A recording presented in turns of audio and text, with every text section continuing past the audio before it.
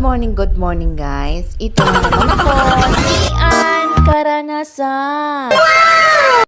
The videos for today ay nakagala na naman kami. Sa totoo lang guys, napaka-excited ko kasi off day ko today. Hi for the go! By the way guys, pasensya na kayo at ngayon lang ako ulit nakagawa ng video. Kasi alam niyo naman, strict ang lola mo. Ayaw niya ako nagsiselfone work day.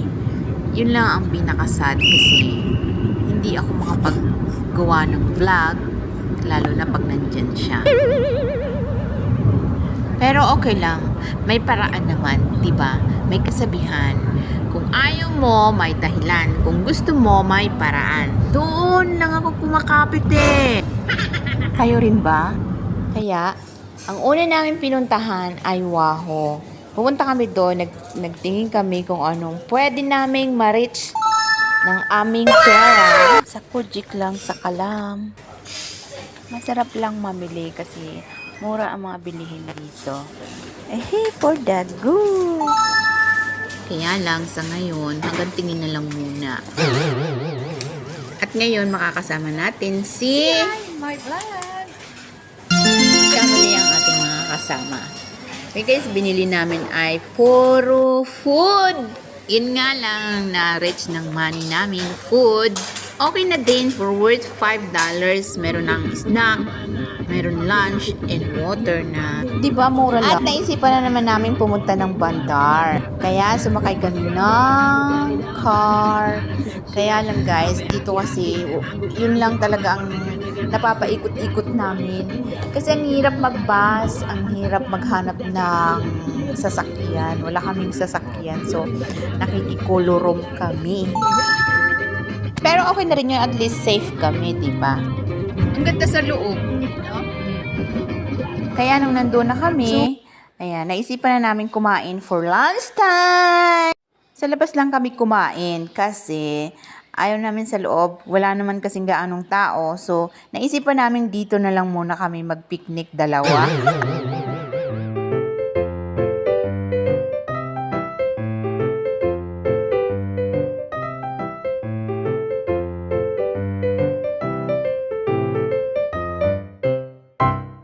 Ang sarap din naman kumain sa labas kasi napaka-peaceful naman sa labas. Kahit anong gusto mong gawin kasi hindi naman Sunday. Because if Sunday, maraming taong nag-o-off. Kaya nga almost kami lang yung tao sa labas kasi normal day lang.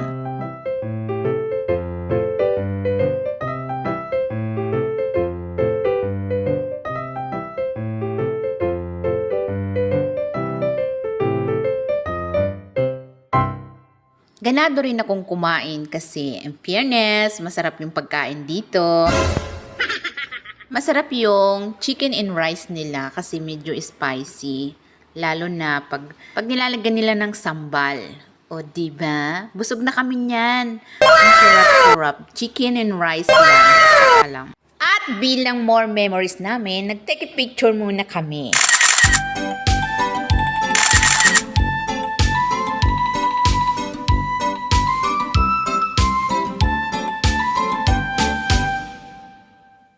Ayun na nga, napansin nyo ba na dito lang minsan umiikot yung mundo namin. Pag nag-o-off ako, especially, gusto ko dito sa place na to kasi walang gaanong masyadong tao. Tingnan nyo, napansin nyo, mag-isa lang ako. May kasama ako pero wala siya dyan nasa kabila. Kanya-kanya kaming posing. At na-board naman kami. Ayan, naglakad-lakad muna kami. Papunta kami ng Boat River again!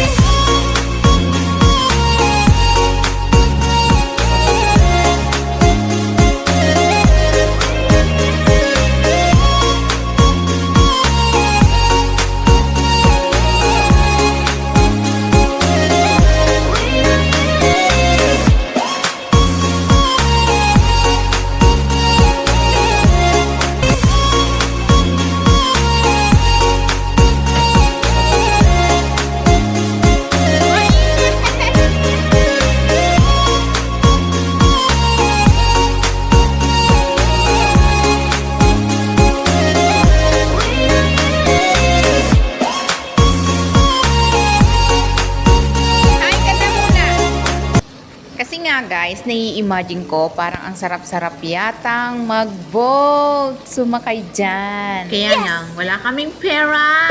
Baka naman may gusto mag-sponsor dyan.